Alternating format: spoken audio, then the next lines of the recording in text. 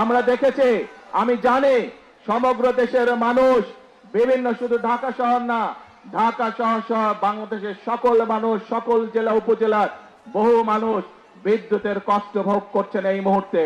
কিন্তু এই যে বিদ্যুতের সমস্যা, এই সমস্যা স্বৈরাচার, যে স্বৈরাচারকে এই দেশের মানুষ বিতাড়িত করেছে, তাদের আনপ্ল্যান, অপরিকল্পিত পরিকল্পনার জন্য, অপরিকল্পিত বিভিন্ন পদক্ষেপের জন্য আজকে বিদ্যুৎ এবং জ্বালানির এই অবস্থা।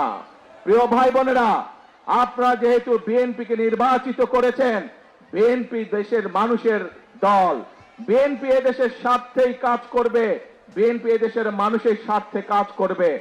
আজকে এখানে দাঁড়িয়ে আপনাদের সামনে আমি বলতে চাই, এই আগামী 27 তারিখে আবার জাতীয় সংসদের অধিবেশন শুরু হবে।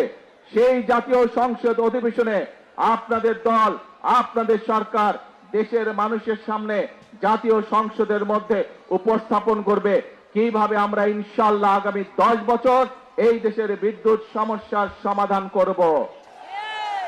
সেই পরিকল্পনা আমরা দেশের জনগণের সামনে উপস্থাপন করব পবিত্র জাতীয় সংসদে। প্রিয় ভাই বোনেরা, আজ বিদ্যুতের সমস্যা নিয়ে এই যখন সমস্যা, এই যখন সংকট, যে কোনো সংকট যদি মোকাবেলা করতে হয়, ধৈর্য ধারণ করতে হবে আমাদেরকে। যে কোনো সংকট যদি মোকাবেলা করতে হয়, ঠান্ডা মাথায় পরিকল্পনা গ্রহণ করে ধীরে ধীরে সংকটের মোকাবেলা করতে হবে। কিন্তু আমরা দেখছি এই সংকটের সুযোগ নিয়ে কিছু সংখ্যক ব্যক্তি রাস্তায়, রাজপথে বিশৃঙ্খলা তৈরির চেষ্টা করছে।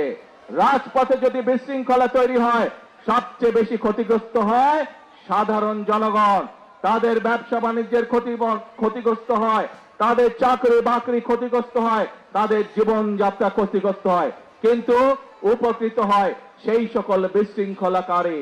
প্রিয় ভাই বোনেরা, প্রথমেই বক্তব্যের প্রথমেই আমি আপনাদের সামনে বলেছি, আমাদের লক্ষ্য হচ্ছে আগামীতে একটি ওয়েলফেয়ার স্টেট গঠন করা, একটি কল্যাণমুখী রাষ্ট্র গঠন করা, এবং সে কারণে আমরা কি কি পদক্ষেপ গ্রহণ করছি আপনাদের সামনে আমি তুলে ধরেছি। এখানে আপনারা হাজার হাজার মানুষ সমর্থন দিয়ে বলেছেন যে এই পরিকল্পনাগুলো যদি বাস্তবায়িত হয় তাহলে বাংলাদেশের মানুষ উপকৃত হবে, তাই তো নাকি? তাহলে প্রিয় ভাই বোনরা, আজকে এই বক্তব্যের শেষে এসে আপনাদেরকে বলতে চাই, আপনারা যে সমর্থন দিয়েছিলেন 12 ফেব্রুয়ারি নির্বাচনে, সেই সমর্থনের উপরে আপনারা আস্থা ধরে রাখুন।